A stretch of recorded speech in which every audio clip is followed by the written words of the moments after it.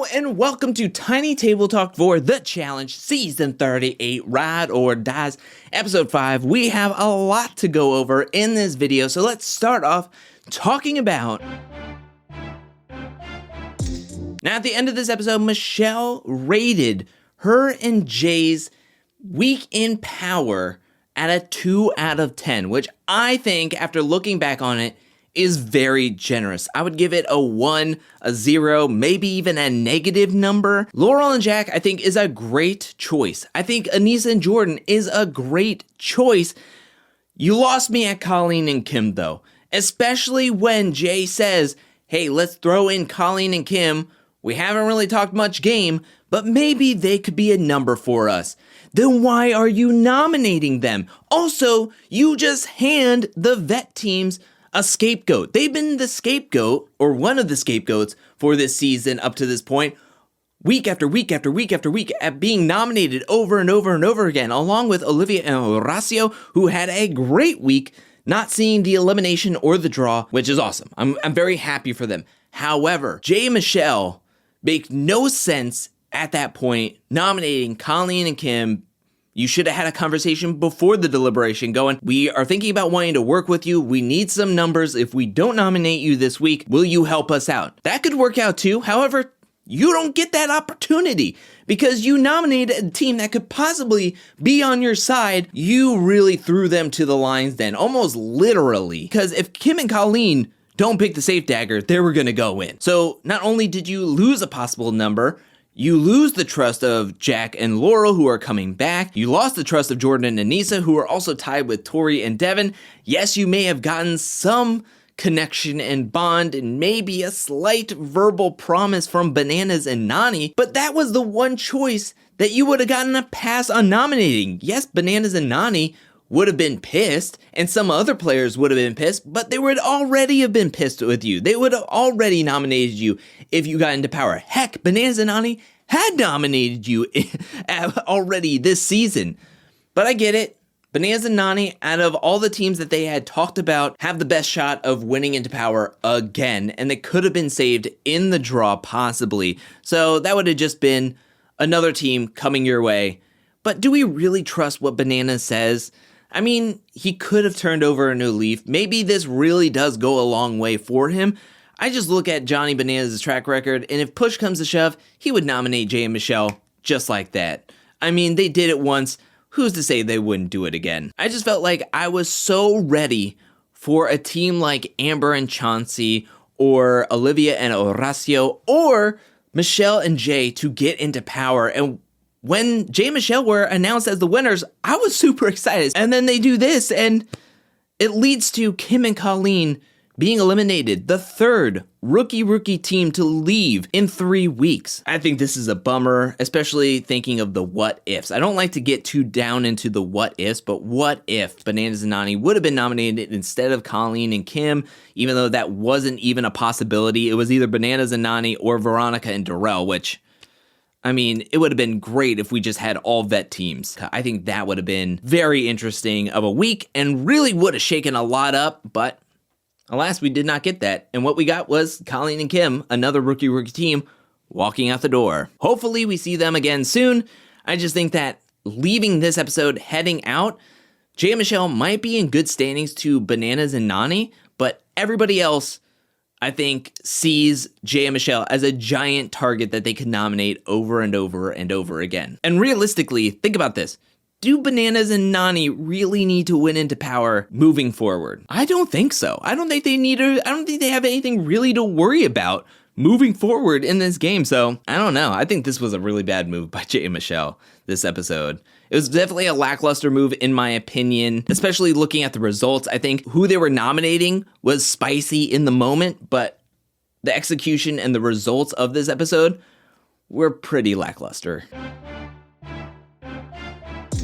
Now, speaking of not so great moves, I want to bring up some other political moves or power moves, quote unquote, that were done in prior seasons that make your head scratch, going, that was not the right move at this time. I pulled out 3 examples. The first one I want to talk about is back in season 22, Battle of the Exes, where we have CT and DM in power. They had the opportunity to send in Bananas and Camilla. However, DM really wanted to put in Paula and Dunbar against Ty and Emily. If DM and CT would have sent in Bananas and Camilla against Ty and Emily, I have a feeling that Ty and Emily have a great shot of winning that elimination against Bananas and Camilla, which would have opened the door super wide for CT and DM to possibly win Season 22 Battle of the Exes. The next examples that I want to bring up is just the entirety of Season 34, War of the Worlds 2. There was just a ton of decisions on this season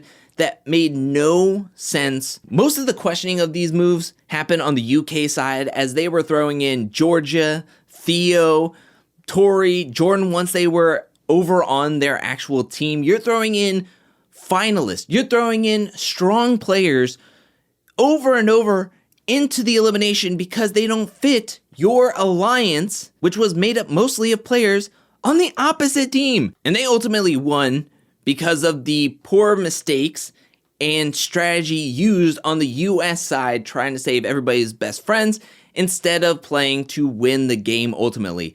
They thought that they were hot stuff. They had more members. They thought, okay, we got this in the bag. I mean, this season is messy on top of messy and also dumb moves on top of dumb moves. But you know what is almost as frustrating as that is Season 37, where nobody ever takes a shot at CT.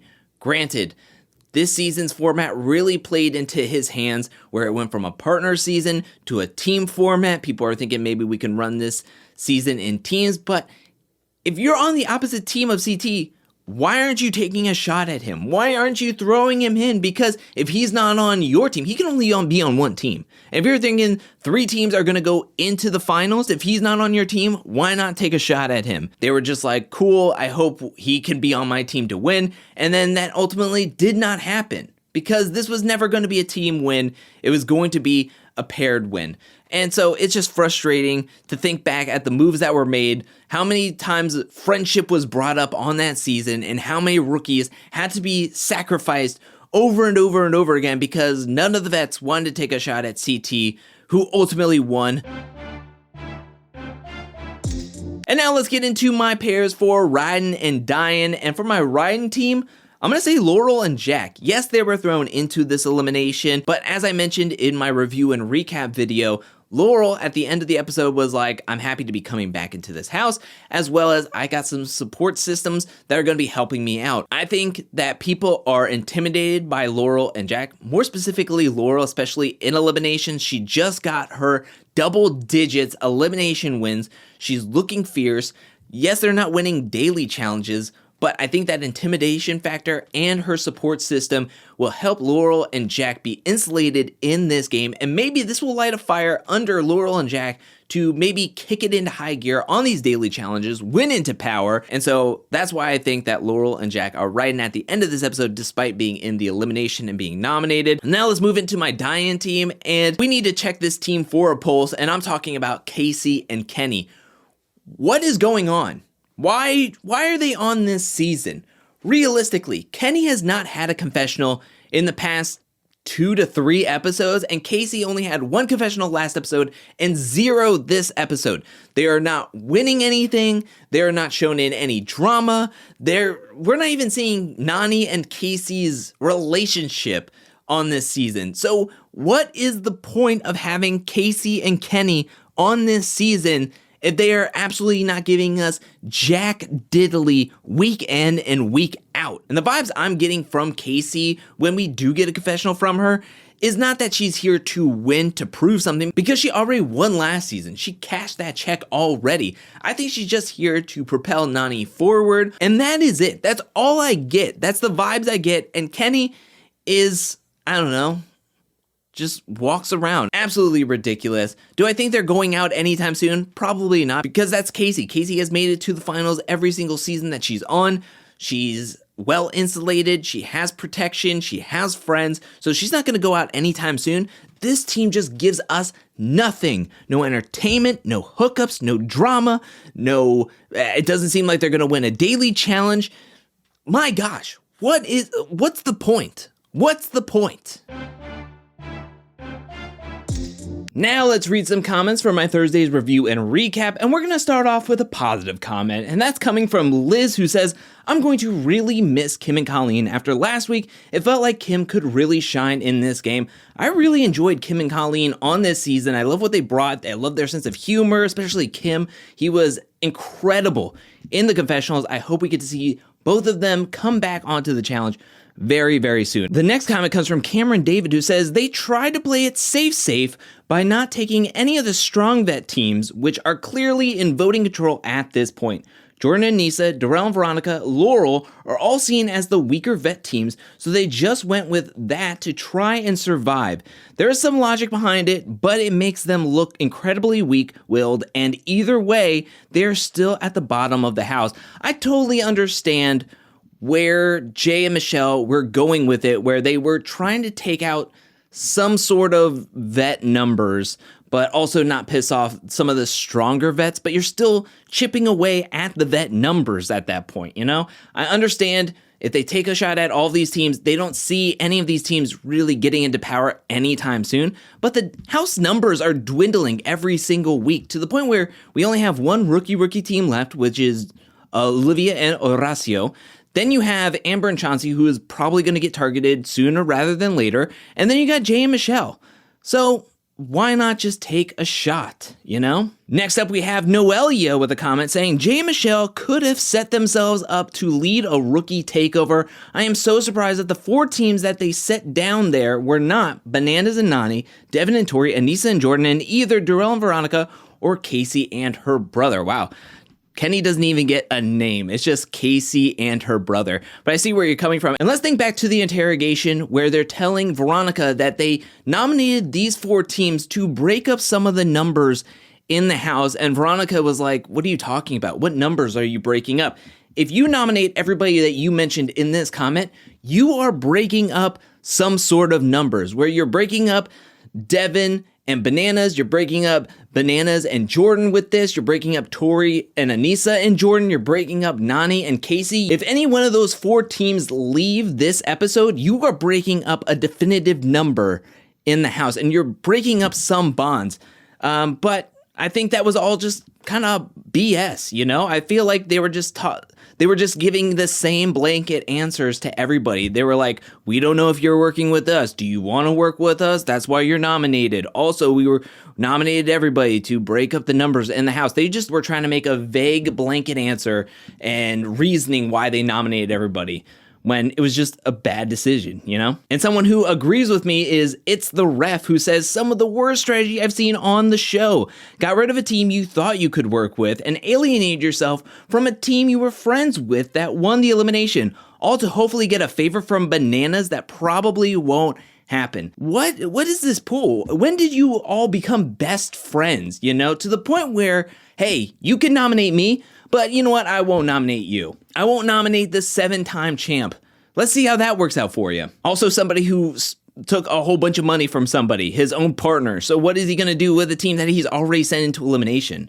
Get out of here. Kill a Monster, I hope I pronounced that correctly. I think I've gotten to the point where I can't support Jay anymore. He is actively trying to lose. We can say it's only because of his partners taking the lead and making bad moves, but at some point, you, Jay, are the problem. I don't think he's actively trying to lose, but I also think he doesn't like making the decisions on the show. I feel like he likes everybody. He wants everybody to like him.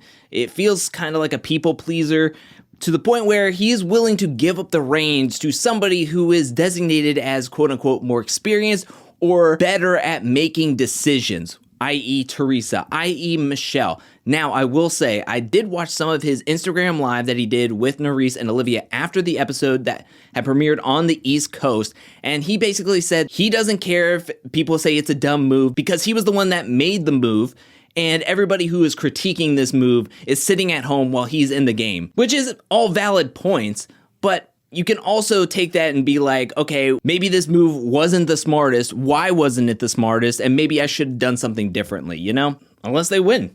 And then it was the smartest move ever. I guess we'll see how it pans out. Next comment comes from Tiffany A, who says, I don't think Johnny and Nany owe them anything because if going based off of Michele's logic, then everyone who doesn't get put in now owes that couple that wins a favor. I agree with you. I don't think Bananas and Nani owe them jack diddly because they decided not to throw them in. Honestly, push comes to shove, I think Bananas and Nani will 1000% throw them into elimination if they need to. I think the thought process is that they sent us in. We could have easily returned the favor, but we decided not to, which then makes them owe you a favor? No, that doesn't make any sense at all. But I think, no, that doesn't really make any sense either. But I think that's where the logic is, but I totally agree with you. They don't owe them anything. It's on you. It's your decision if you don't want to make a move on us. You know, if you don't want to send in a 7-time champ into the elimination as soon as possible to make a power move and to actually break down some numbers, that's on you. Unknown person comes in with a comment saying, in my opinion, when you really think about it, Veronica was very, very clever with her speech at elimination. The speech gave to Anissa and Jordan was actually meant to put everyone on notice, and she and Darrell, they stand in the house. If any of you vets don't have my back, best know I won't mind working with rookies. It's kind of like mind manipulation when you actually think about it. They know they have to make big moves, but it sounds like just because they are a vet team and they walk into the house but don't get any real conversations with any of the vets solidifying a position in an alliance or anything like that, because they're saying like, we need something to tell us that you're looking out for us. Because we even hear that from Veronica and Anissa when they both walk back up to rejoin the house before the elimination starts. And Anissa's like, oh, I thought you would understand already that I was going to look out for you. And Veronica's like, I didn't know that at all. And Anissa's like, oh, well, I'll say something next time. They were just going off of the fact that they are a vet in the game, that I'm automatically going to be saved by this person. Like, there's this unspoken rule. There should never be this unspoken rule. And I love rewatching that because Veronica does have this motion of like, you need to tell me, I need it in writing, I need to have some reassurance. Even if you're gonna lie to my face, I want you to lie to my face saying that you're gonna save me when you're not going to, instead of me just assuming that, oh yeah, we're in this together and we're all gonna save each other, because we all can't save each other at the end of the day. And so that was a really good move on Veronica's part. I really appreciate that. But that's a really great point that you made by Veronica's speech there, unknown person. And the final comment comes from George Cruz, who says, if I was Laurel, when TJ blew that horn, I would have said, you sure this time? Because last time I got sent home because of you. That is incredible. Oh man, I wish you would have said that. That would have been perfect. But that is it for Tiny Table Talk. What'd you think about this episode? Let me know down in the comment section below. What'd you think about Jay and Michelle's move? Do you think it's one of the dumbest moves in challenge history? And what do you think about the 3 dumb moves that I brought up in this video? What is another dumb move that maybe came to your mind during that segment? Let me know down in the comment section below. Do you agree with my Ridin and dyin pairs, or do you disagree? And what teams do you think are riding and dyin at this point in this game heading into episode 6? I want to give a special shout out. Thank you to everyone who supports me over at patreon.com/AngelCakeVids. Thank you for your support. Thank you for your generosity. Thank you. And thank you to everyone who's watching this video up to this point. I'll be back very, very soon with more Challenge 38 content, more challenge content, more content in general. But until then, peace.